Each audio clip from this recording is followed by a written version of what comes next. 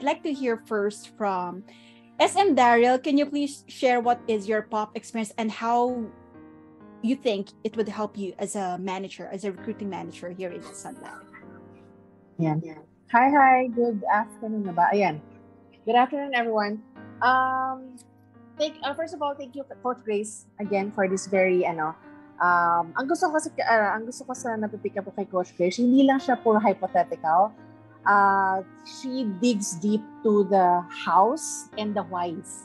Yan. So, bakit mo gagawin yung isang bagay and the exact spiel. Kasi yung marami sa akin here na hindi naman bago, learning, pero it's something na hindi kasi siya na-apply. Ayun, hindi siya normal na ginagawa or yun nga, na napapractice, no?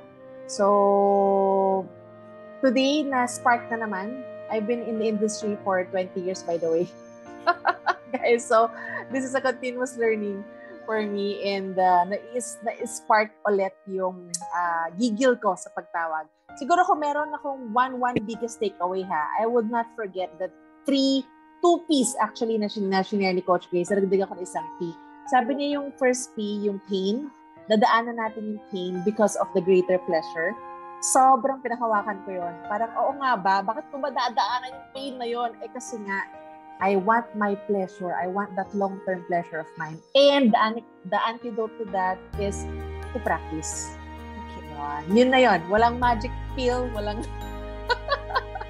Ayun. So, the pain, the pleasure, and the practice there. That's it. Thank you. Thank you, SM Daryl. Amazing words, the pain and pleasure principle that we discussed yesterday, that why do we have to undergo that pain? Because we want pleasure in the end. But for us to be able to have that pleasure, we need to practice every single day. Okay, thank you, SM. Inside your heart, believe